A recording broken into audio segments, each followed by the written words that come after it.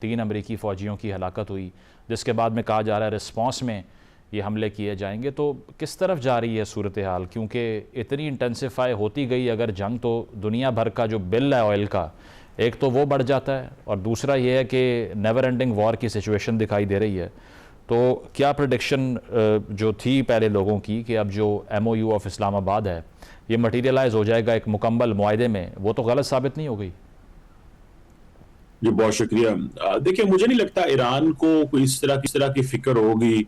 वो तो चाहते हैं कि बिल बढ़े ताकि जंग जल्दी बंद हो, लेकिन आई थिंक अमेरिकन साइड को इतनी इंटरेस्टेड नहीं है। वो समझते हैं कि एक रिलीफ और ब्रेक मिल गया था पिछले कुछ अर्से जब MOU साइन हुआ था, और अब दोबारा अमेरिका में कीमतें तेल की बढ़ गई हैं, लेकिन कोई एज सच वो जिसे कहते हैं ना, लीडरशिप को कोई इतनी जल्दी नजर नहीं आती। जिस चीज की जल्दी नजर आती है वो ये है कि ईरान को नुकसान पहुंचाया जाए और उनको टेबल पे लेके आया जाए दोबारा, और अपनी टर्म्स एंड कंडीशंस में। देखिए, अमेरिकन, ये मुझे नहीं समझ आ रही कि अमेरिकन ये कैसे अलाउ करेंगे कि वो मिडल ईस्ट के अंदर ईरान को ये कहें कि वो इंटरनेशनल ट्रैफिक को गुजरने दे, यानी कि वो इंटरनेशनल वाटरवेज जहां पे किसी का कोई रोल नहीं होना चाहिए।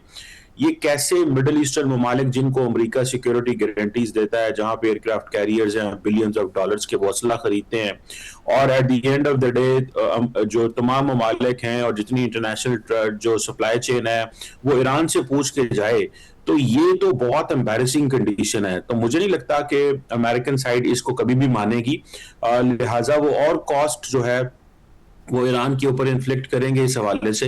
सो एक तो ये बात हो गई।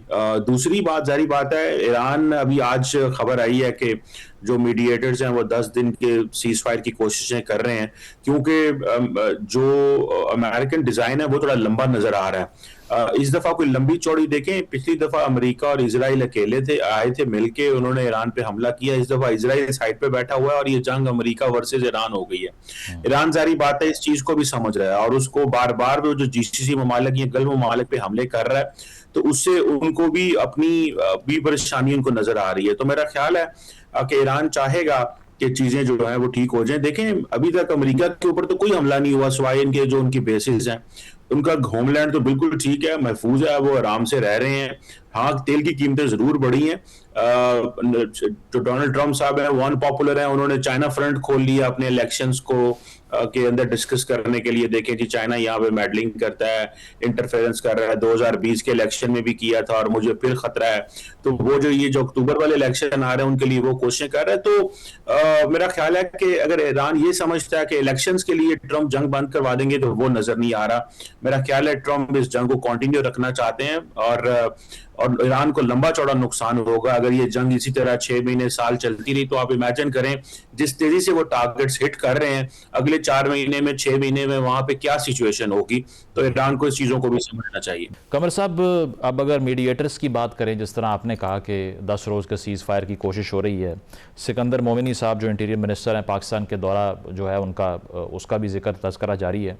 तो क्या लगता है आपको कि मुआहिदा दोबारा बहाल करने की पोजीशन में अब ये फरीकैन हैं? क्योंकि सुप्रीम लीडर साहब का जो बयान है वो ये कह रहे हैं कि डोनाल्ड ट्रंप के जो सिग्नेचर्स हैं वो बिल्कुल अब पॉइंटलेस हो चुके हैं, बेवकत हैं, बेमानी हैं। तो ये हिंट तो यही किया जा रहा है कि कोई भी मुआहिदा कर लें, कुछ भी लिख कर दे दें, लेकिन आपकी कोई गारंटी नहीं है और ना हम उसको तस्लीम करते हैं। देखिए, इसमें थोड़ा देखना पड़ेगा कि सुप्रीम लीडर तो किसी ने देखा ही नहीं है। अभी कल ईरान के फॉरेन मिनिस्टर कह रहे थे कि मैंने भी नहीं देखा उनको, अच्छा। और जब से ये हालात पैदा हुए हैं। तो देखिए, सवाल ये है कि कौन चला रहा है निजाम वहां पे।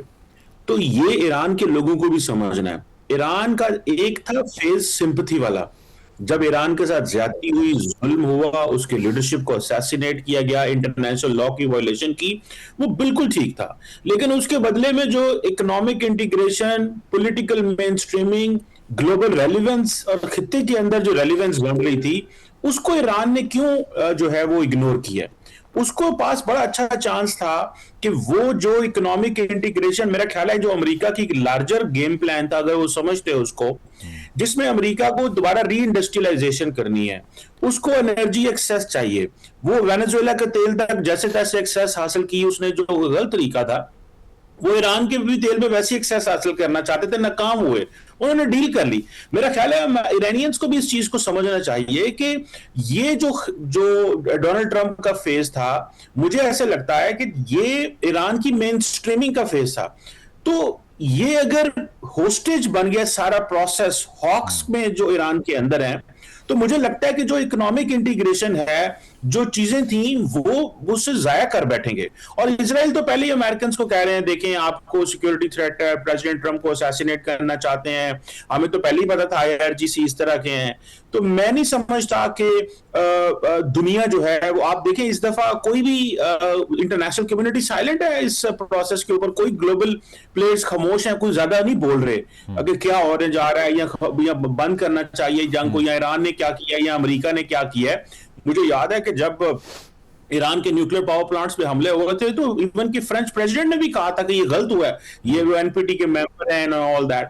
तो मुझे लगता है कि जो लीडरशिप है ईरान की, उनको इस चीज को समझना होगा कि उनके पास बहुत ज्यादा इंसेंटिव आ रहे हैं। लेकिन कमर साहब, sorry to cut you here, ये जो हमने देखा आयतुल्लाह साहब की तदफीन के फौरी बाद जो ईरानियन पार्लियामेंट में एक लेजिस्लेशन मूव करती है, डेक्लेरेशन, उसमें 60% जो पार्लियामेंटेरियंस हैं वो ये कहते हैं कि मुआहदा नहीं करना, इससे आगे बढ़ना है, खून का बदला खून होगा।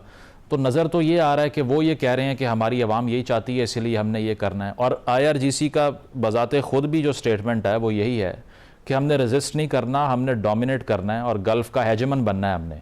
तो ये सिर्फ डिलूजन है जिसमें वो फंस चुके हैं, या फिर सब एक पेज पर जिस तरह से पार्लियामान से अगर बिल पास हो रहे हैं तो ये कहना फिर कैसे वैलिड होगा कि सिर्फ एक IRGC ये सोच रखती है और कोई नहीं? देखिए, पार्लियामान की भी आप देख लें कि किस तरह की पोजीशन है ईरानी सिस्टम में। आप देख लें तो ईरान के पार्लियामान जो है उसके ऊपर भी जारी बात है कि इन्फ्लुएंस है। फिर देखिए, सुप्रीम लीडर की असैसिनेशन हुई है, उनके साथ ज्यादती हुई है, तो वो एक सिंपैथी फैक्टर तो होता है। लेकिन कौन चाहेगा कि अननेसेसरी एक प्रोलॉन्ग वॉर रहे? मुझे बताएं, कोई भी नहीं चाहेगा ये ईरान के अंदर। ये जारी बात है, कुछ हल्के होते हैं जो ये कहते हैं लोगों में सिंपैथी करने के लिए हमने बदला लेना है और ये सारी चीजें करनी है। लेकिन अगर वो इस बदला लेने की क्या कैपेसिटी रखते हैं इतने लंबे अरसे तक के लिए? देखिए, सवाल सिंपल सा है। जो ईरानी लीडरशिप जो है उनको इस चीज को स्टडी करना है कि क्या वो जो नेगेटिव लिवरेज है इस वक्त, जिसमें वो डिसरप्शन तो कर सकते हैं, क्या इसको वो पॉजिटिव लिवरेज में कन्वर्ट कर सकते हैं, यानी कि वो चीजों को बेहतर करने की कैपेसिटी रखते हैं? ये सवाल है जो इंपॉर्टेंट है। हालात तो खराब करेंगे, वो स्टेट ऑफ हार्मस तो बंद हो सकती है। इस वक्त देखें, एक बिखरा हुआ अमेरिका, उससे बचना जरूरी है। मैं तो देखें, आपको थोड़ा सा स्ट्रेटेजाइज करना चाहिए अपने लोगों के लिए, इकोनॉमिक इंटीग्रेशन करें, मेन स्ट्रीमिंग हो, रेलिवेंट हो, ओपन अप हो। ये इंपॉर्टेंट है आपके लिए, ना कि आप उस फ्रेमवर्क में। ये मेरी एक सोच है as a student of politics, मैं इसको समझता हूँ। बाकी सारी बात है ईरान की लीडरशिप और उनके अवाम बेहतर फैसला करते हैं, उनको क्या इंटरेस्ट है।